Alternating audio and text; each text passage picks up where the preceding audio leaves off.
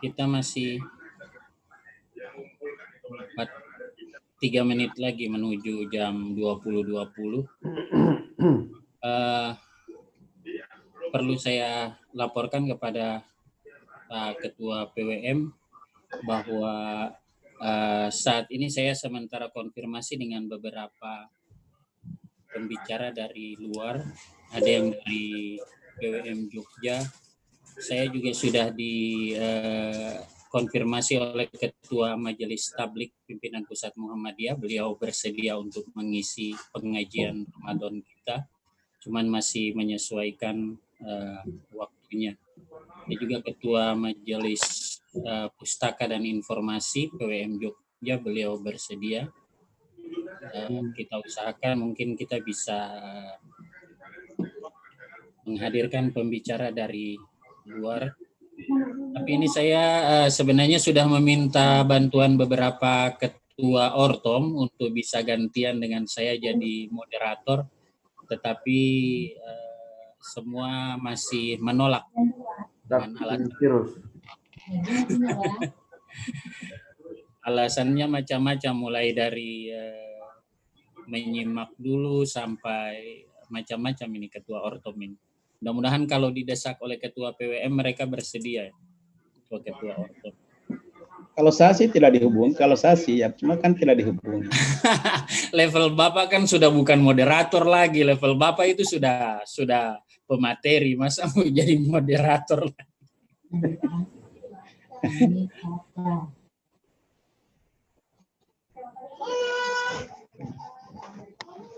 Orang dulu waktu masih muda-muda minta untuk ditunjuk.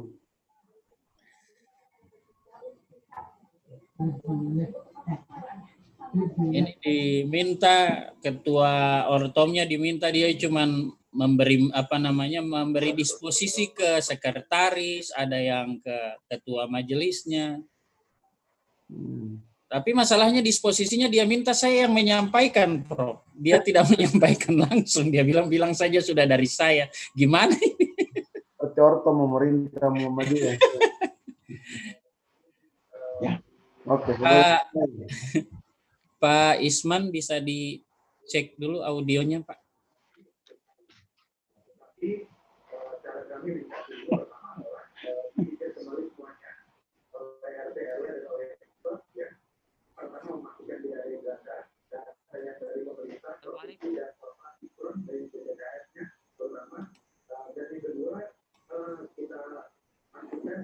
Halo Pak Rektor, sudah? Videonya juga belum aktif Pak Rektor. Oh iya, selamat datang Ibu Ketua PWA. Selamat bergabung Ibu Ketua PDA Kota. Sekalipun belum di rename, ini masih Galaxy A110. Selamat datang ke LPCR. Oh iya, Ketua LPCR. Biasanya sebelum mulai begini Ketua LPCR masih mengaji, Prof. Cuma capek. Oh, iya. Silakan Pak Rektor, bisa dicoba dulu audionya, mic-nya Pak. Oh, tidak kedengaran. Tidak keluar suaranya, Pak.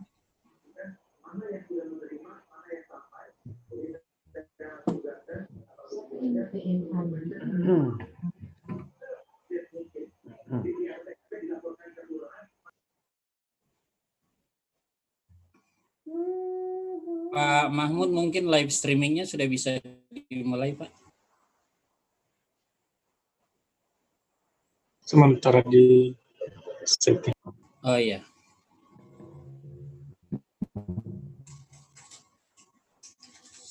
Sambil menunggu koneksi audionya Pak Rektor.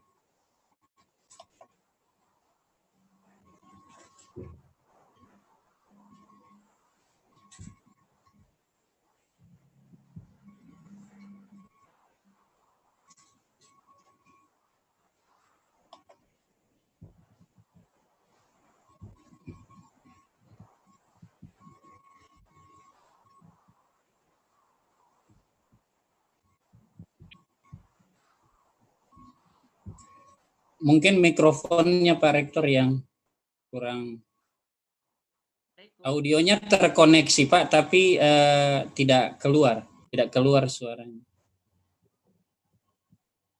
Assalamualaikum.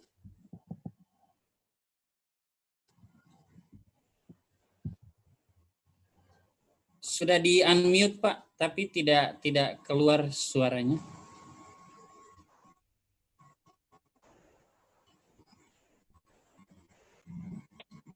Saya ada 2 akun Pak.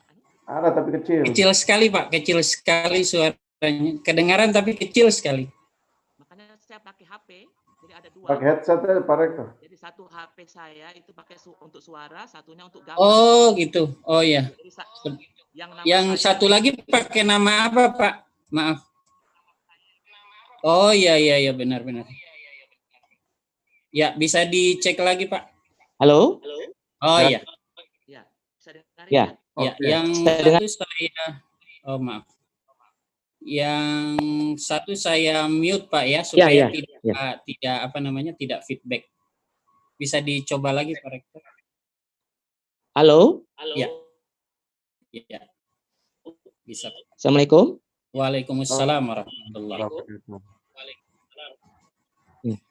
Baik, kita akan segera mulai.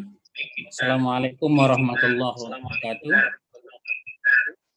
Waalaikumsalam. Yang saya hormati Ketua Pimpinan Wilayah Muhammadiyah Provinsi Gorontalo, Bapak Profesor Dr. Haji Abdul Karim Masaong MPD.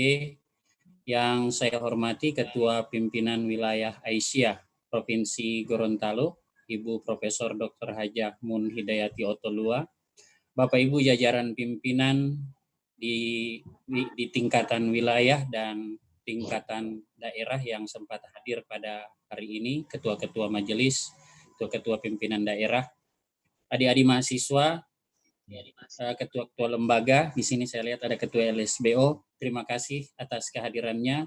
Marilah acara pengajian pada malam hari ini kita awali dengan sama melafadzkan basmalah. Bismillahirrahmanirrahim. Bapak Ibu jamaah sekalian yang saya hormati, malam ini adalah materi kita adalah tentang tips sehat berpuasa di masa pandemi COVID-19. Malam ini pematerinya adalah Rektor Universitas Muhammadiyah Gorontalo, Bapak Dr. Haji Muhammad Isman Yusuf SPS. Selanjutnya kami persilakan kepada Pak Dr. Isman untuk menyampaikan materinya. Disilakan. Bismillahirrahmanirrahim. Assalamualaikum warahmatullahi wabarakatuh. Allahu wabarakatuh. Innal hamdalillah nahmaduhu wa nasta'inuhu wa nastaghfiruh wa na'udzubillahi min shururi anfusina wa min sayyiati a'malina. May yahdihillahu fala mudhillalah wa may yudhlil fala hadiyalah. Asyhadu an la ilaha illallah wahdahu la syarikalah wa asyhadu anna Muhammadan abduhu wa rasuluhu la nabiyya ba'da. Rabbi shrah li sadri wa yassir li amri wahlul 'uqdatam min lisani yafqahu qawli. Yang saya hormati pimpinan wilayah Muhammadiyah Provinsi Gorontalo beserta seluruh jajarannya, Ketua Pimpinan Wilayah Aisyah Provinsi Gorontalo beserta seluruh jajarannya, teman-teman pimpinan baik dari UM Gorontalo maupun amal usaha Persatuan Muhammadiyah Provinsi Gorontalo, para mahasiswa, para dosen, hadirin sekalian yang sama-sama dirahmati Allah Subhanahu wa taala. Alhamdulillah, pada hari ini di hari yang kelima bulan suci Ramadan, kita bisa bersama-sama berkumpul dalam rangka untuk dakwah virtual yang diselenggarakan oleh Majelis Tabligh Wilayah Muhammadiyah Gorontalo. Yang alhamdulillah pada hari ini saya diberi kesempatan untuk memberikan pencerahan dengan topik yang sudah ditentukan, yaitu tips sehat berpuasa di masa pandemi COVID-19. Bapak Ibu sekalian, Ramadan tahun ini adalah Ramadan yang lain daripada yang lain. Kalau biasanya kita menyambut Ramadan dengan gegap gempita, dengan penuh kegembiraan, dengan penuh banyak orang, tapi tahun ini suasana pandemi COVID-19 telah merubah suasana yang kita idam-idamkan itu. Terkait dengan hal tersebut, pada tanggal 15 April 2020, itu Badan Kesehatan Dunia, WHO, itu sudah mengeluarkan panduan terkait dengan Ramadan di masa COVID-19. Judul panduan itu, Safe Ramadan Practice in the Context of the COVID-19. Ini dikeluarkan oleh WHO sebagai panduan bagi seluruh umat muslimin yang ada di seluruh dunia. Ini akan coba saya sampaikan pada hari ini tentang apa yang diharapkan oleh WHO dilaksanakan oleh seluruh umat Islam dalam konteks pandemi COVID-19 ini. Yang pertama, WHO meminta agar seluruh umat Islam itu tetap berpuasa. Ini tentu berbeda jauh dengan apa yang disarankan oleh segelintir orang yang meminta MUI menerbitkan fatwa agar supaya selama pandemi COVID-19 ini tidak ada ibadah puasa Ramadan. Justru WHO, Organisasi Kesehatan Dunia, itu malah meminta umat Islam tetap berpuasa. Karena hasil penelitian medis itu menunjukkan bahwa tidak ada korelasi, tidak ada hubungan antara berpuasa dengan pandemi COVID-19. Dan segelintir orang menyatakan kalau kita puasa, maka sistem imun itu akan menurun.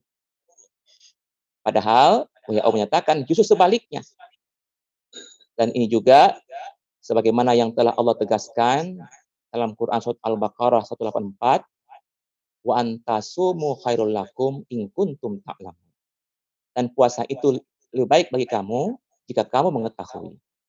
Dalam konteks kesehatan, tentu puasa itu lebih baik bagi kita. Hasil penelitian menunjukkan orang yang berpuasa itu ada dua hal yang terjadi, yaitu terjadi regenerasi sel, jadi sel-sel yang sudah rusak itu diganti dengan proses berpuasa sebulan penuh. Kemudian yang kedua, terjadi detoksifikasi. Jadi racun-racun yang ada dalam tubuh kita itu dihilangkan atau dikeluarkan dari tubuh atau dinetralisir dari tubuh kita. Oleh karena ada regenerasi dan detoksifikasi, maka sistem imun kita itu menjadi meningkat, menjadi lebih baik dalam rangka untuk menghambat atau mencegah terjadinya infeksi virus masuk dalam tubuh kita. Itu semua bisa kita peroleh dengan berpuasa. Kalau kita tidak berpuasa, menurut WHO, akan sangat susah kita untuk bisa memperoleh yang namanya manfaat meningkatkan daya tahan tubuh atau sistem imunitas. Jadi, rekomendasi pertama dari WHO, tetap berpuasa bagi yang sehat, bagi umat muslim yang sehat.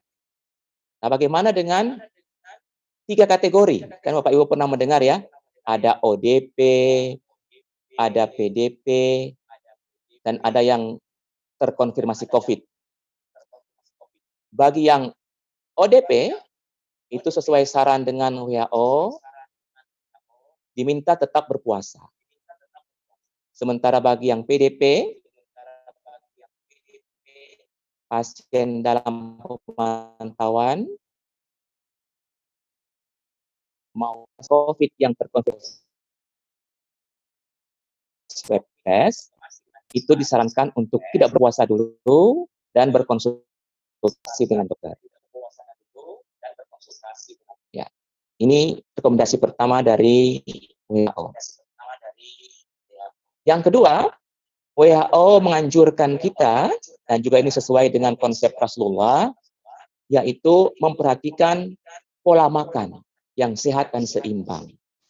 Kita bersama bahwa di bulan Ramadan ini kita akan berpuasa selama lebih kurang 13 jam. Sejak dari terbitnya fajar sampai terbenamnya matahari. Agar supaya kita bisa bertahan dalam 13 jam itu, maka tentu pola makan yang sehat dan seimbang harus kita perhatikan. Apa saran daripada pakar-pakar kesehatan atau tipsnya supaya kita bisa sehat dengan segi dari aspek makanan? Pertama, yang harus kita perhatikan pada waktu sahur. Pada waktu sahur, agar supaya kita tetap fit, tetap sehat, maka perbanyaklah konsumsi protein. Apa itu protein? Protein itu terkandung kepada daging-dagingan maupun kacang-kacangan. Makanya sudah tepat orang Gorontalo, mungkin Bapak Ibu pernah tahu, di hari pertama orang sahur, pasti makan apa?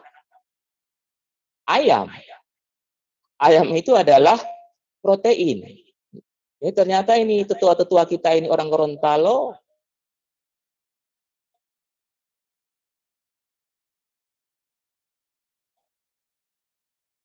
sudah seleksi ayam. Makanya di Gorontalo itu dikenal hari pertama puasa itu sebagai Hari Ayam Nasional. Karena semuanya pasti beli ayam dan makan ayam. Hidangan pertama dimakan sahurnya. Karena memang sesuai dengan tuntunan kesehatan bahwa kita mengkonsumsi protein. Kenapa protein? Protein itu sumber energi. Ya, dia akan bertahan lama di tubuh kita. Yang kedua, protein itu akan menjadi bahan baku untuk pembentukan antibodi yang akan kita manfaatkan jika ada infeksi atau corona atau COVID-19 yang masuk ke tubuh kita. Itulah sebabnya kenapa disarankan untuk mengkonsumsi protein. Apakah protein harus dalam bentuk ayam? Tidak. Kita bisa mencari bentuk protein yang lain.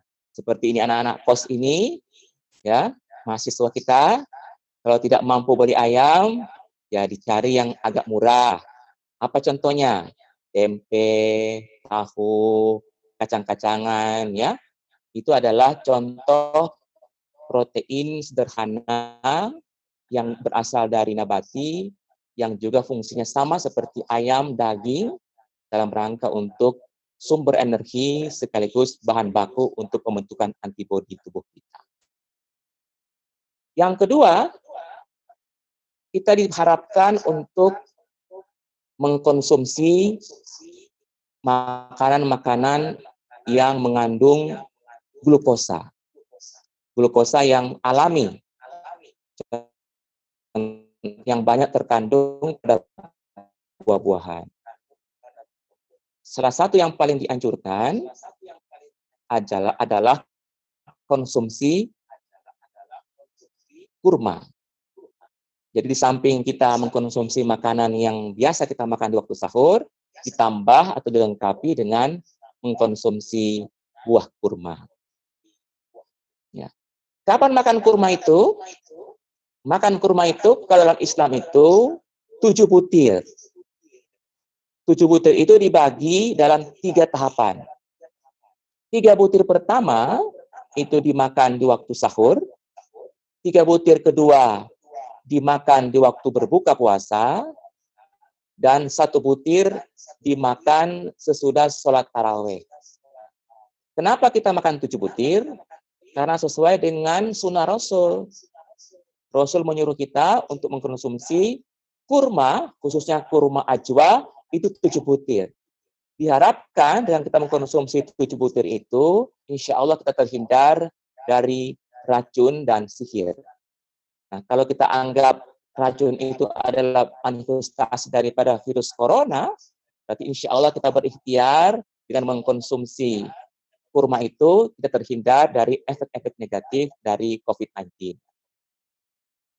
Yang ketiga, sesuai dengan tuntunan daripada WHO dan pakar kesehatan, selain memperhatikan faktor makanan yang sehat dan berimbang, jangan lupa banyak minum air. Kita tahu bersama bahwa sesuai kesehatan, kita minum air itu adalah 2,5 liter per hari. Nah, itu kalau dikonversi sama dengan 8 gelas air. Kapan kita minum 8 gelas air itu? Sesuai aturan yang juga sudah dikeluarkan dan didukung oleh WHO, pertama, sesudah kita bangun tidur malam. Jadi nanti insya Allah, ini hari nanti Bapak Ibu sekalian mau sahur, minum dulu 1 gelas. Yang kedua, sesudah makan sahur. Yang ketiga, pada saat berbuka puasa, begitu beduk maghrib berbunyi. Yang keempat, sesudah sholat maghrib. Yang kelima, sesudah makan di waktu malam. Yang keenam, sesudah sholat isya atau tarawih. Yang ketujuh, sesudah makan malam yang ronde kedua. Yang terakhir ada yang ke-8, sebelum tidur malam. Jadi total 8 gelas. Jadi ada pembagiannya 2, 4, 2.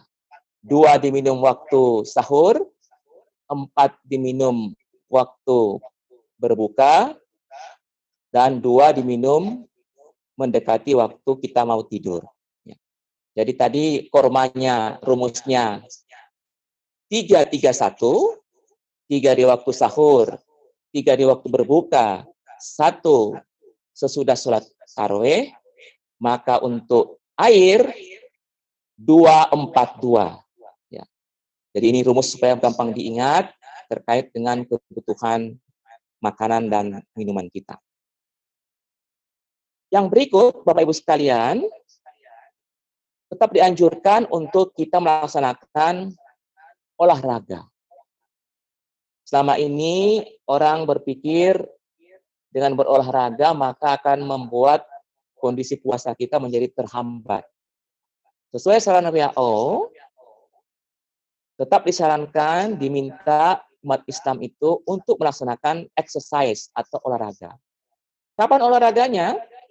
Nah, tentu ini yang perlu diatur. Jangan olahraganya pada waktu pagi hari, tetapi kita pindah waktunya 30 menit sebelum waktu berbuka. Dengan catatan bahwa setelah kita berolahraga, kita langsung mengembalikan kondisi tubuh kita yang kurang itu dengan langsung mengkonsumsi makanan pada saat berbuka puasa. Sehingga olahraga tetap dilaksanakan, tetapi pindah waktu dari waktu pagi ke sore menjelang 30 menit waktu berbuka. Jadi olahraganya apa? Apakah lari maraton, seperti yang biasa Pak Salahuddin lakukan setiap hari Ahad atau setiap hari saya lihat beliau aktif lari maraton? Bukan itu, tapi yang dikerjakan adalah olahraga jenis ringan, bersepeda, jogging, atau sekedar senam ringan di sekitar halaman rumah kita. Ini adalah anjuran yang juga sesuai dengan saran daripada WHO. Yang berikut adalah tidur yang cukup. Selama ini mungkin karena kita banyak waktu di rumah, makanya kita atur waktu tidur kita. Ada waktu tidur di waktu siang hari, maksimal 2 jam, dan kemudian waktu tidur malam hari, maksimal 5-6 jam. Sehingga total 1 hari itu 7-8 jam. Seharusnya malam ini kita sudah harus tidur. Sesuai tuntunan Rasul, tidur di awal malam, bangun pada 1/3 malam yang akhir. Jadi idealnya itu sesudah sholat isya, ya jam-jam beginilah, jam 9 malam kita sudah tidur. Makanya sudah tepat kalau majelis tablik bikin acaranya jam 20 ya. Nah, itu dalam rangka supaya setelah ini cepat langsung tidur, supaya bangunnya juga lebih awal, sehingga tidak terlambat bangun sahur. Sehingga kalau di total tidur siang kita dengan tidur malam kita totalnya 7-8 jam. Dengan tidur ini tubuh kita akan ada waktu recovery, akan ada perbaikan sel-sel tubuh kita sehingga bisa aktif dan insya Allah bisa mengembalikan kekebalan tubuh kita yang menurun akibat aktivitas kita di waktu siang hari. Yang berikut, WHO juga menyarankan karena umat Islam ini melaksanakan ibadah puasa, maka dibarengi juga dengan memperbanyak wudhu. Kita bersama bahwa setiap kita mau berwudhu itu, setiap kita mau sholat, ya pasti kita berwudhu kan? Nah, wudhu diintensifkan di masa pandemi COVID-19 ini. Sehingga betul kata orang banyak, jangan dikampanyekan cuci tangan, tapi bagi kita kaum muslimin yang kita kampanyekan, perbanyaklah berwudu. Kenapa? Karena wudu Rasulullah itu tidak hanya menjelang sholat, baik sholat wajib dan maupun sholat sunnah. Tapi ada aktivitas yang lain juga yang Rasul mensunahkan kita untuk berwudu. Apa itu? Rasul mensunahkan kita, menyuruh kita untuk berwudu sebelum dan sesudah makan. Jadi sudah lebih sempurna. Kalau kesehatan kan cuma cuci tangan sebelum dan sesudah makan. Maka Rasulullah lebih sempurna lagi. Wudu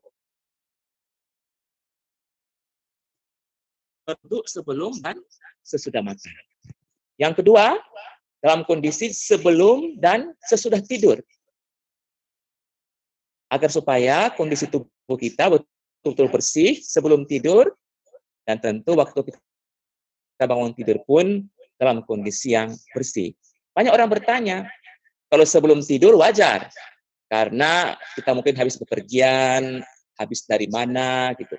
Mungkin ada keringat, atau mungkin ada virus yang menempel dalam tubuh kita. Dengan berwudu itu langsung bersih, sehingga pada waktu kita tidur itu tidak ada virus yang menempel. Tapi orang bertanya, kenapa sesudah bangun tidur harus berwudu? Itulah rahasia Allah lewat Rasulullah yang membuktikan saat ini bahwa ternyata pada waktu kita tidur itu pun berpotensi untuk terjadi penularan virus. Apakah Bapak Ibu yakin tangan Bapak Ibu itu pada waktu malam hari tidak tidur, pada waktu tidur itu dalam posisi siap sempurna, tidak bergerak kesana kemari, ya? Ternyata kan hasil penelitian ada tangannya yang masuk ke hidung, korek-korek hidung, mungkin ke bagian bawah tubuhnya, korek-korek yang lain, ya, sehingga kita tidak tahu tangan kita ini waktu kita tidur ini dalam posisi di mana. Makanya sesudah kita bangun tidur diminta untuk berwudu agar supaya bersih. Jadi memang bagi kita umat Islam, kita kampanyekan lagi bahwa banyaklah berwudu dari komponen-komponen virus ataupun kuman-kuman penyakit yang berpotensi untuk masuki tubuh kita. Di samping itu juga, Bapak Ibu sekalian, WHO meminta tetap kita physical distancing. Ini walaupun kita dalam kondisi Ramadan, physical distancing tetap dimintakan dilaksanakan oleh seluruh umat muslim. Apa contohnya yang dicontohkan oleh WHO adalah tidak sholat berjamaah di masjid dalam rangka untuk memutus mata rantai penularan, tidak melaksanakan kegiatan buka bersama yang melibatkan lebih dari 10 orang.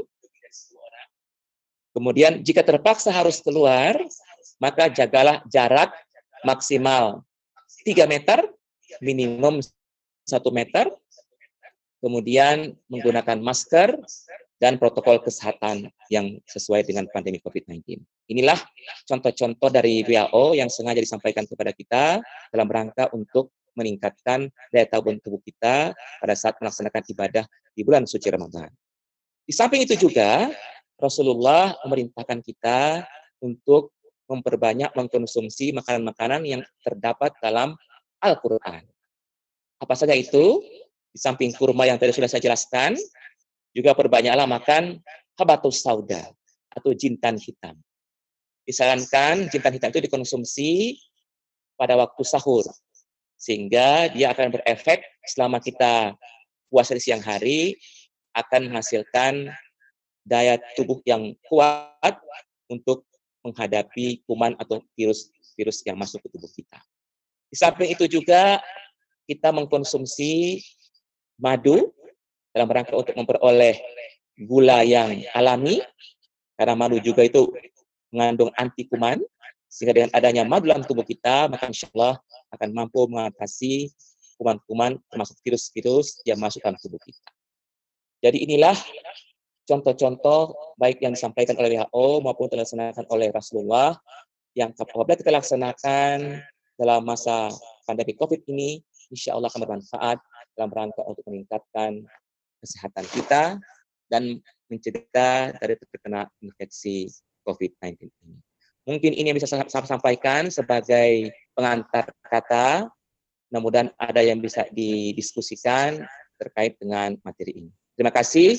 Wassalamualaikum warahmatullahi wabarakatuh. Waalaikumsalam warahmatullahi wabarakatuh.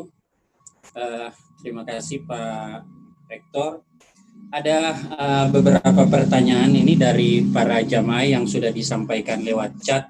Tapi sebelumnya kami ingin bertanya dulu Pak Rektor. Itu kan kita disarankan untuk tidur yang cukup. Tapi ini karena stay at home ini saya rasa bukan cuma cukup tapi lebih dari cukup gitu. Akan berlebihan.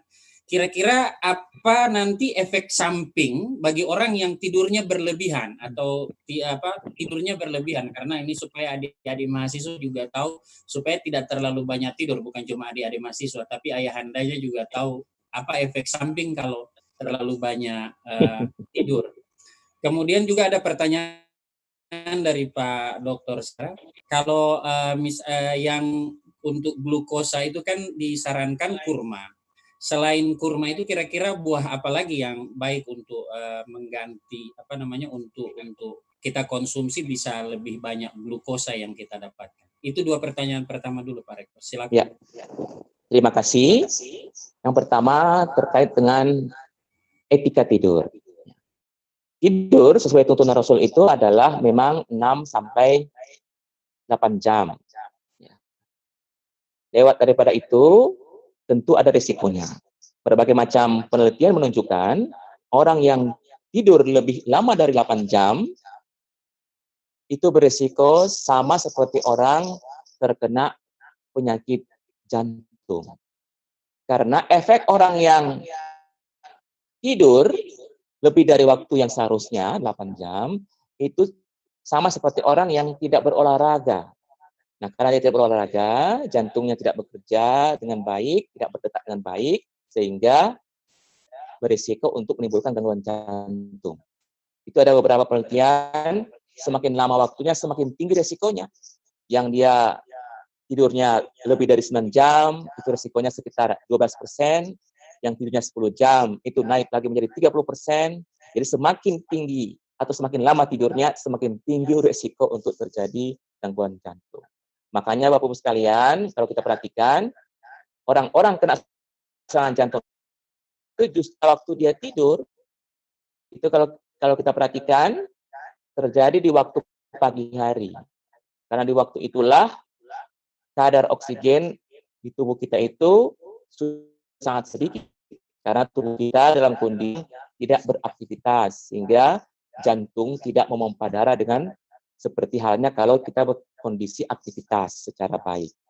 Itulah yang membuat kenapa ada gangguan-gangguan yang terjadi jika tidurnya lebih dari waktu yang dipersyaratkan. Begitu juga kalau kurang dari waktu itu juga akan menimbulkan gangguan konsentrasi. Jadi otaknya yang terganggu. Jadi kalau tadi lebih banyak tidur, jantungnya yang terganggu, kekurangan tidur juga otaknya yang terganggu. Ya, mulai dari lambat loading, tidak nyambung, ya, dan seterusnya yang membuat kondisi daripada tubuh kita menjadi tidak fit oleh karena kondisi tidur yang baik berlebihan, apalagi kurang dari waktu yang seharusnya. Pertanyaan yang kedua tentang sumber makanan yang mengandung glukosa di samping kurma. Alhamdulillah, ternyata orang Gorontalo itu ternyata bersesuaian dengan prinsip Rasul. Dalam orang Gorontalo, mungkin Bapak Ibu masih ingat, dan mungkin masih melaksanakan sampai sekarang, setiap kita berbuka puasa, pasti menu pertama apa Bapak Ibu? Ada omu ya? Oh iya, omu. Ya, omu itu kan ada kelapa muda dicampur gula merah. Ya.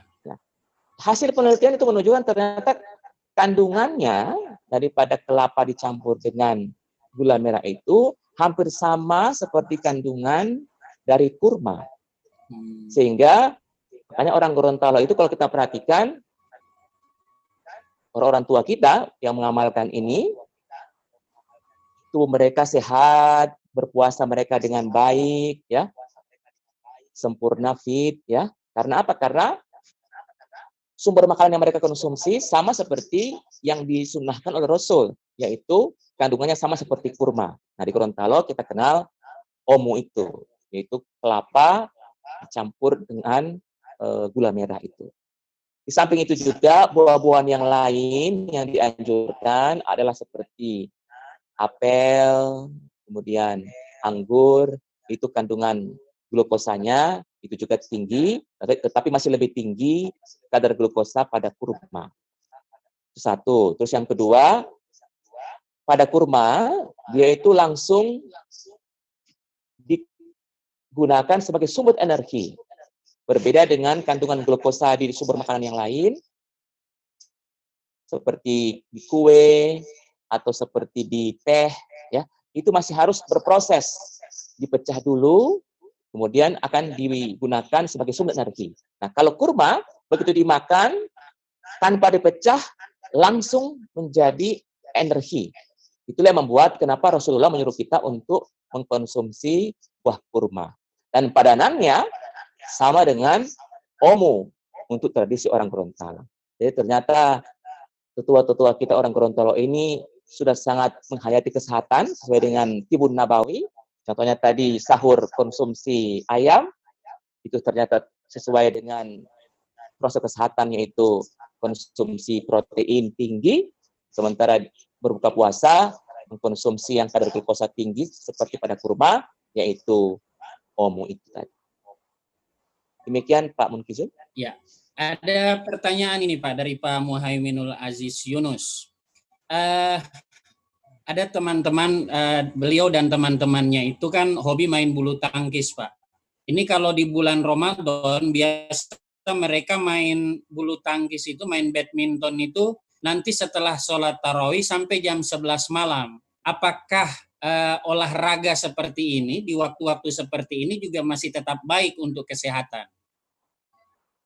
Ya, terima kasih. Tidak dianjurkan untuk kita berolahraga di waktu-waktu itu. Yang paling afdol adalah dianjurkannya sebelum berbuka puasa. Kenapa? Pada saat itu kondisi tubuh kita sudah melemah, ya, dan kita olahraga. Nah, begitu kita berbuka puasa, langsung tergantikan sehingga kita akan merasa fit kembali, apalagi mengkonsumsi kurma langsung tergantikan. Nah, energi ini akan kita manfaatkan untuk aktivitas selanjutnya. Ada aktivitas untuk sholat maghrib, aktivitas untuk sholat isya, taraweh, witir, tadarus Al-Quran. Ini kan butuh energi. Nah, kalau kita sudah menghabiskan energi itu dengan olahraga di sesudah taraweh, maka itu dikhawatirkan akan mempengaruhi kondisi kita di waktu menjelang waktu sahur. Bisa saja itu akan menyebabkan terjadi penumpukan senyawa-senyawa yang membuat tubuh kita menjadi tidak fit dalam rangka untuk persiapan menyongsong waktu sahur. Sehingga dianjurkan kita mengambil waktu olahraga itu adalah 30 menit sebelum waktu berbuka puasa. Karena langsung tergantikan seketika energi itu, dan energi tersebut akan kita manfaatkan untuk aktivitas-aktivitas selanjutnya. Jadi tidak dianjurkan untuk olahraga sesudah kalian sholat tarawih itu sudah, apalagi pengertian itu sholat tarawih 11 rakaat setara dengan 30 menit olahraga. Jadi Pak Muhammad tidak usah lagi main bulu tangkis, Pak. Sudah dengan olahraga tarawih itu sudah menggantikan itu. Dari nilai kalorinya dan energi yang dikeluarkan itu 11 rakaat sholat tarawih sama dengan 30 menit olahraga. Itu hasil penelitian. Jadi sudah pas lah itu, tidak perlu lagi ditambah dengan aktivitas olahraga di luar itu. Itu demikian, Pak.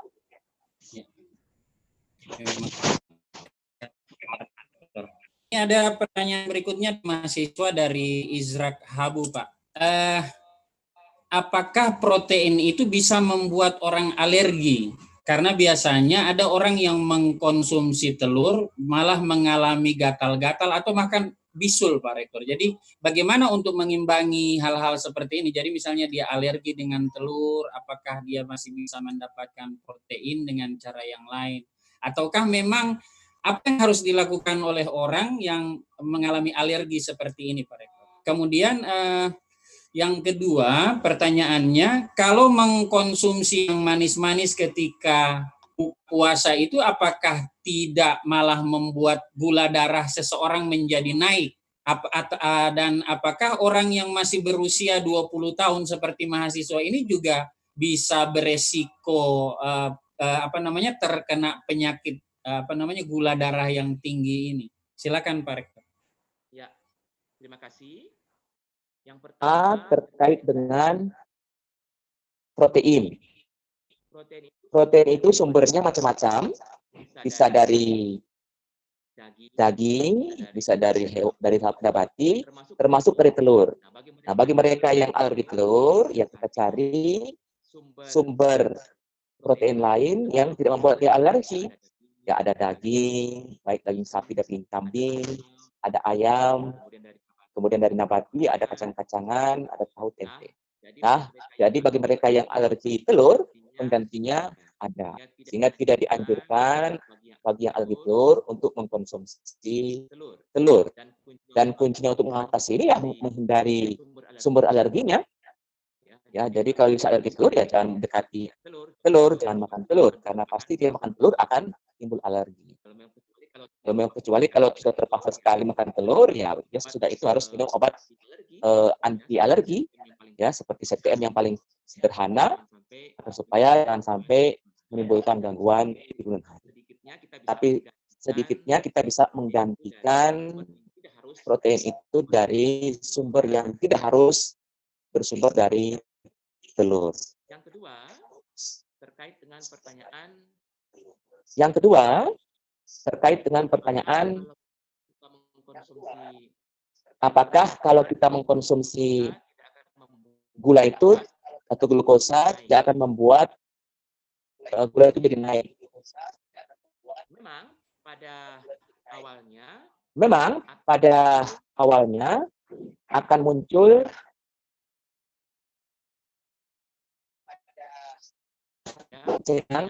atau pada orang-orang yang mengkonsumsi gula. Oleh karenanya, kita disarankan untuk mengkonsumsi gula yang alami, yang berasal dari buah-buahan. Karena gula itu dia langsung dimetabolisme oleh sel dan langsung digunakan sebagai energi. Nah, berbeda dengan gula-gula kompleks yang ada pada kue atau pada teh, dia akan naik kadar gulanya dan tidak langsung diserap oleh sel tubuh. Itulah yang membuat kenapa kadar gula darah seseorang itu jadi tinggi, karena gulanya tidak langsung diserap oleh tubuh tetapi masih beredar di dalam darah. Beda dengan glukosa yang terkandung pada kurma, dia langsung diserap oleh sel tubuh kita, sehingga langsung dimanfaatkan sebagai energi untuk tubuh kita. Oleh karenanya, maka ini sudah benar buka puasa itu, setelah itu dilanjutkan dengan sholat. Karena dalam aktivitas sholat, maka kadar gula yang tinggi tadi itu langsung diturunkan. Karena setelah dia mampu, kadar glukosa naik, sholat yang akan menstabilkannya. Kemudian dia akan maghrib kan makan malam, naik lagi glukosanya.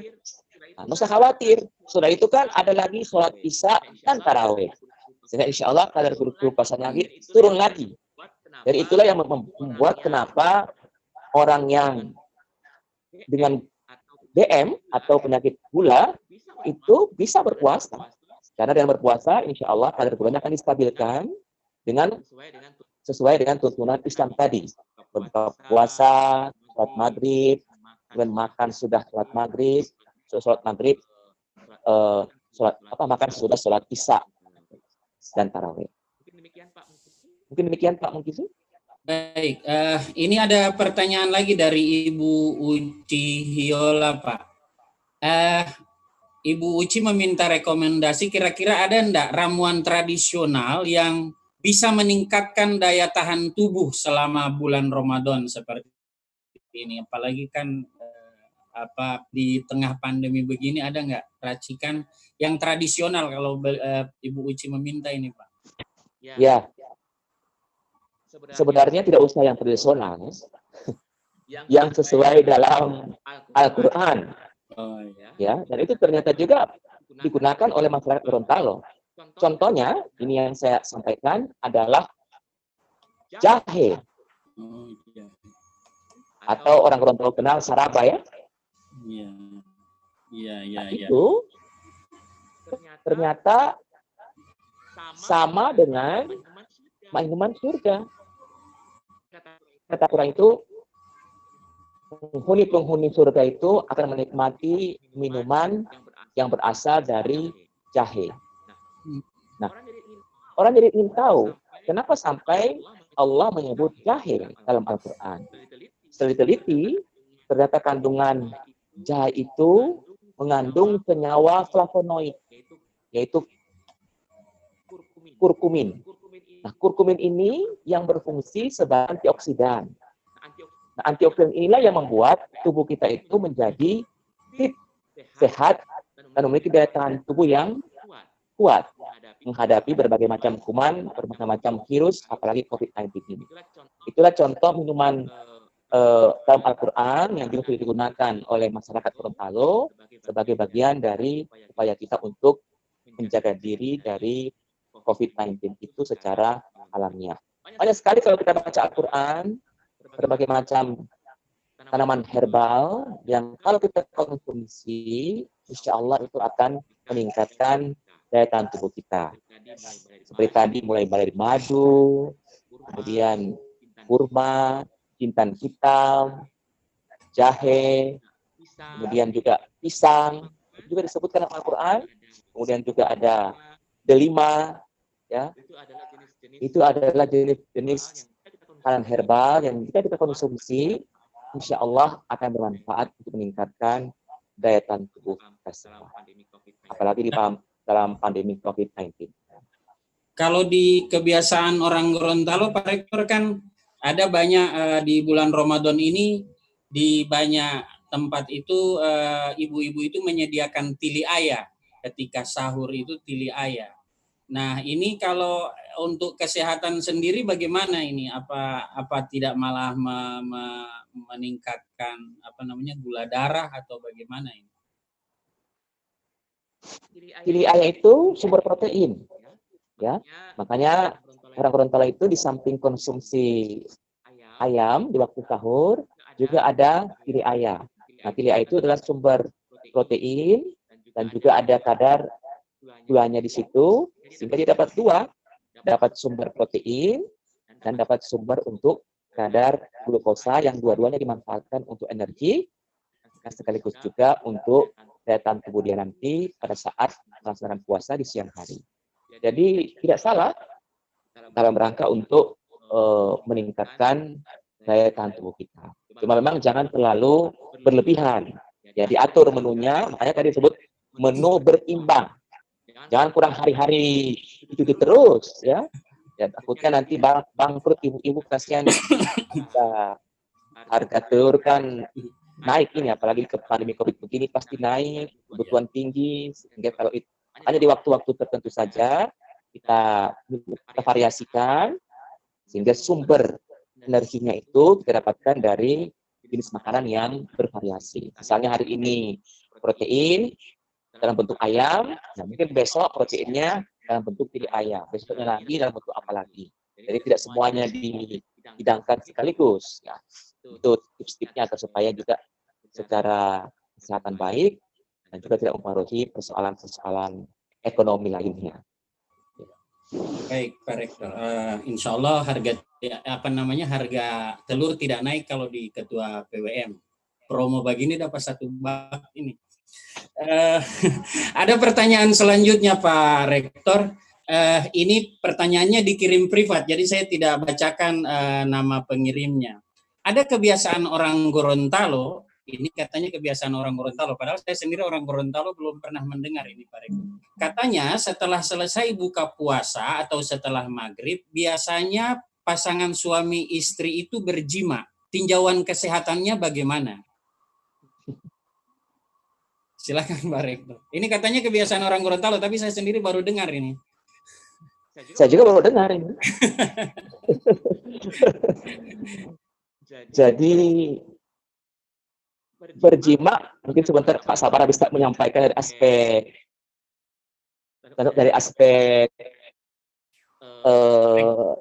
syariatnya seperti apa. Tapi dari aspek kesehatan, jima itu memang dalam kondisi-kondisi tertentu dibutuhkan. Bahkan itu dikatakan adalah bagian dari upaya untuk meningkatkan daya tahan tubuh. Makanya dalam Islam kan dikatakan datangilah ladang-ladangmu itu ya, karena istri itu kan diibaratkan seperti ladang-ladangmu. Nah, didatangi dengan cara yang engkau sukai.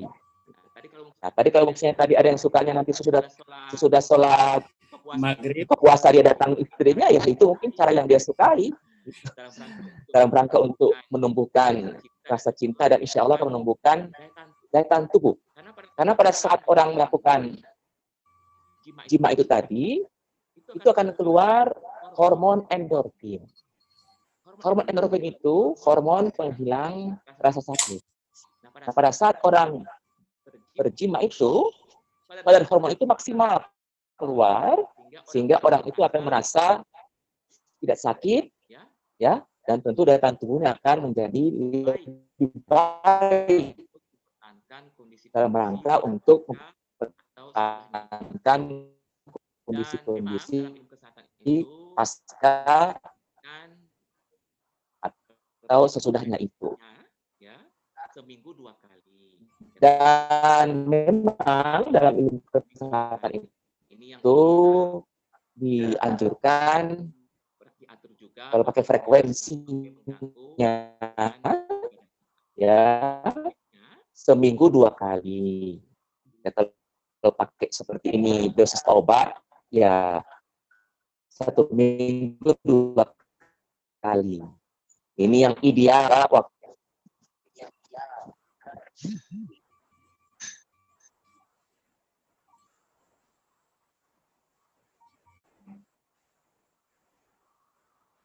Demikian Pak mungkin. Baik Pak Rektor. Jadi itu saya tidak bacakan. Kemudian ada pertanyaan lagi dari Pak Ferry ini. Kan biasanya ketika orang sahur biasanya bangunnya mungkin agak cepat, jam 2:30 ada ibu-ibu yang sudah bangun, atau jam 3 sudah bangun, atau paling lambat 3:30 baru bangun. Biasanya setelah sholat subuh itu ngantuk Pak Rektor. Jadi ada yang setelah subuh itu tidur gitu. Tapi ketika bangun itu sakit kepala, atau orang Gorontalo bilang moleto hilao. Itu pengaruh dari apa sebenarnya Pak Rektor? Apa yang harus dilakukan supaya kalau di subuh itu tidak sakit kepala atau moleto hilau ketika bangun, kata orang Gorontalo? Silakan. Memang sesuai dengan syariat Islam, sesudah sholat subuh itu kita tidak dianjurkan tidur lagi. Justru itu kita dianjurkan untuk langsung aktivitas bekerja. Kenapa? Karena ini sudah bersesuaian dengan prinsip atau pola hidup yang sesuai dengan sunatullah, atau sesuai dengan pola atau gaya hidup kita yang benar sesuai dengan kesehatan. Pada saat orang itu bangun sepertiga yang malam, itu kadar hormon tidurnya sudah berkurang, sehingga pada waktu subuh itu sudah tidak ada lagi kadar hormon tidur. Jadi pada waktu malam hari seperti ini, semakin larut malam itu, semakin banyak hormon tidur yang akan diproduksi oleh sudah tepat Rasul suruh kita tidur di awal malam, karena pada awal malam itulah semakin larut malam semakin banyak kadar hormon itu keluar, sehingga akan semakin mengantarkan kita untuk tidur. Puncaknya itu pada waktu tengah malam jam 12 malam itu mungkin kita akan tidur nyenyak, ya, tidur dengan sampai bermimpi. Nah, setelah itu setelah jam 12 dia akan turun kadarnya sampai sepertiga malam yang terakhir. Termasuk sampai waktu sholat subuh, itu sudah hilang, sudah berganti dengan hormon untuk bekerja. Sehingga kalau kita mau memaksakan tidur sesudah sholat subuh, ya itu yang dirasakan. Mau itu hilang itu, karena itu bukan lagi hormon untuk tidur, tapi yang diproduksi adalah hormon untuk bekerja. Makanya orang itu sudah siap tempur untuk melaksanakan aktivitas sesudah sholat subuh. Kapan kita tidur? Nah, itulah yang disebutkan oleh Rasulullah, prinsipnya adalah qailullah, yaitu tidur sebentar atau rehat sebentar di siang hari sesudah sholat zuhur. Itu yang waktu yang kita pakai untuk tidur. Dan pernah saya coba, kalau kita tidur itu sesudah sholat zuhur itu, walaupun hanya 30 menit saja, Bapak Ibu sekalian, kita bangun, itu luar biasa badan kita itu fresh. Padahal tidurnya cuma 30 menit. Tapi begitu kita bangun, fresh. Ya, itu yang membedakannya. Dengan orang yang memang meniatkan dia tidur sesudah sholat subuh, ya bangun kemari dia tidak fresh. Karena apa? Karena hormon yang keluar pada waktu itu sudah bukan lagi hormon tidur, yaitu hormon untuk aktivitas. Ya, kalau kita paksakan tidur, ya pasti bangun kemari tidak enak, suka muntah, sakit kepala, pusing. Karena apa? Karena hormon bekerjalah yang sudah keluar di waktu itu untuk kita segera aktivitas pasca subuh. Makanya tidak dianjurkan kita untuk tidur sesudah sholat subuh. Kalaupun mau tidur, kita cari waktu rehat sesudah sholat zuhur. Minimal cuma 30 menit yang disebut qailullah itu.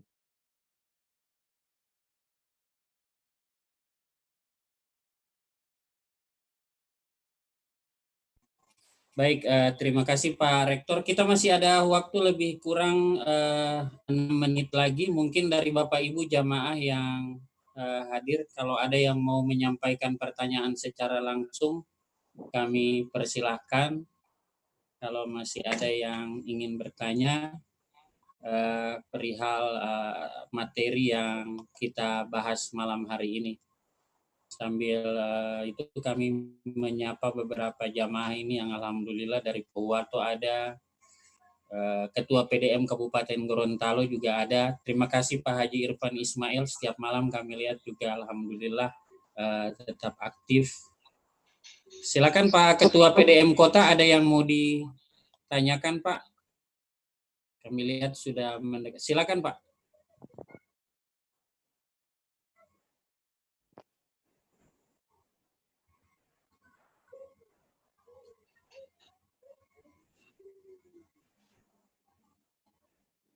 Silakan Pak Arfan Tilomi, sudah saya hidupkan mikrofonnya Pak. Silakan.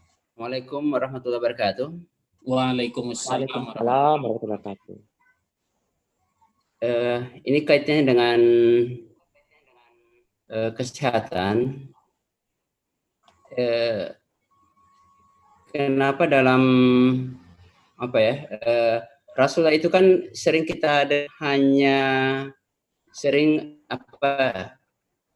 ada seteguk air atau hanya beberapa biji korma. Apakah memang kandungan korma atau hanya seteguk air itu sudah bisa memenuhi kebutuhan tubuh selama kita berpuasa? Ya, dibandingkan dengan kita sekarang harus dengan berbagai macam menu makanan, lauk pauk, buah-buahan dan sebagainya. Sementara di masa Rasul itu, apakah memang sebanding dengan apa yang dimakan oleh Rasulullah, kebutuhan gizinya dan sebagainya? Kira-kira gimana menurut Pak Dokter itu? Silakan Pak Rektor. Ya, terima kasih Pak Dr. Arfan. Ternyata betul itu Pak Dr. Arfan. Hasil penelitian di sekarang ini ditemukan bahwa 3 butir kurma yang Rasul konsumsi itu sama dengan sepiring nasi untuk ukuran kita. Jadi nilai kalorinya setara dengan sepiring nasi yang kita konsumsi sehari-hari. Sehingga tidak heran kalau Rasulullah itu hanya dengan 3 biji kurma, itu sudah bisa bertahan dalam rangka untuk aktivitas sampai beliau di sore hari.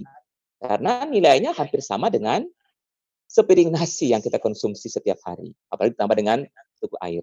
Cuma memang ini perlu saya tekankan, dalam kondisi COVID-19 itu tidak dianjurkan. Dianjurkan tetap kita konsumsi yang seperti ala kadarnya kita di Indonesia, nanti tinggal ditambah dengan kurma sebagai suplemen.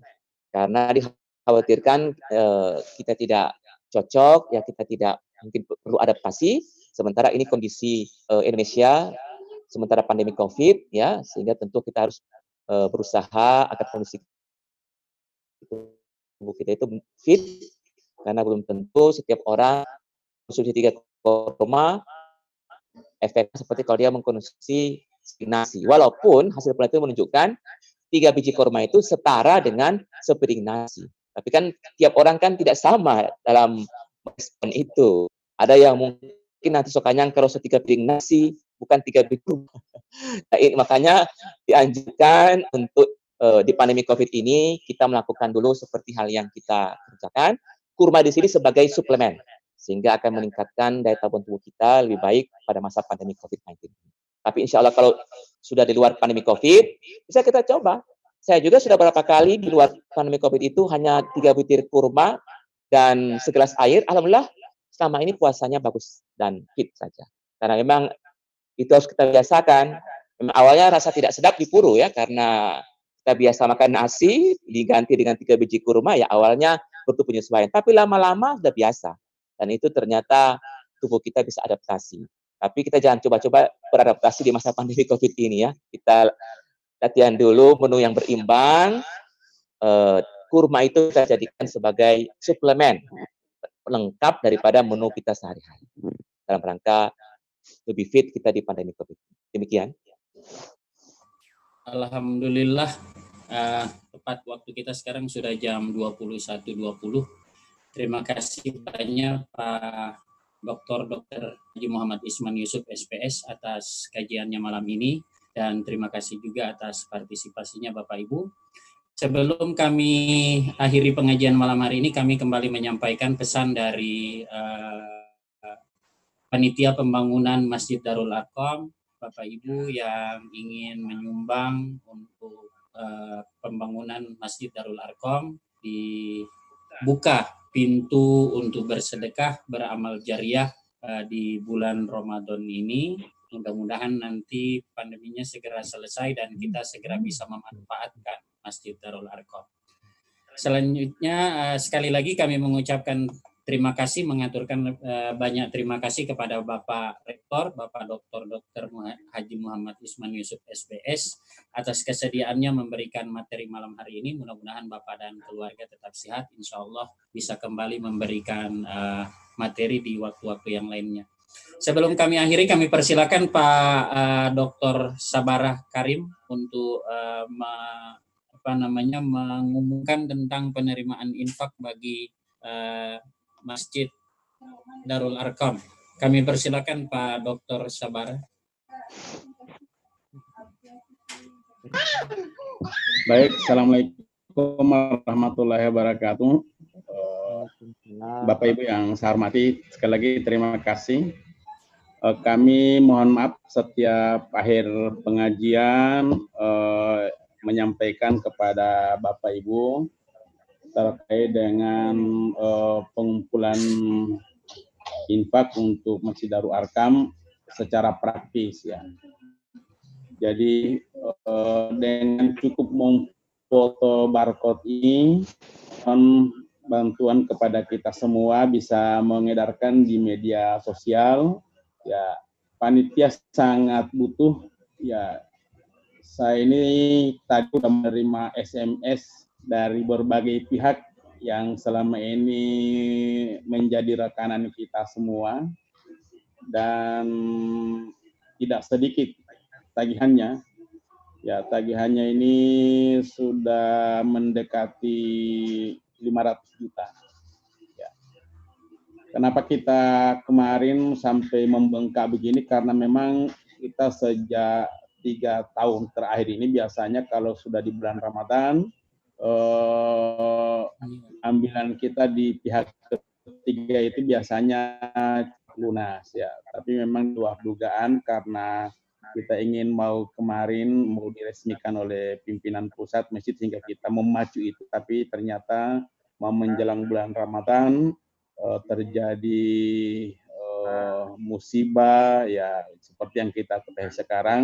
Sehingga itu di bulan suci Ramadan ini kami sekali lagi ingin mengutuk dan menghimbau kepada seluruh warga Muhammadiyah termasuk simpatisan atau seluruh umat Islam untuk bisa berinfak dan bersedekah dalam rangka penanggulangan ya. Kami terus terang sudah kewalahan benar karena memang sudah 1 bulan kita tidak pernah ada pemasukan, tapi karena target yang sudah ditetapkan kita harus bisa menyelesaikan lantai 3 dan 4 untuk dipakai sholat di bulan suci Ramadan ini.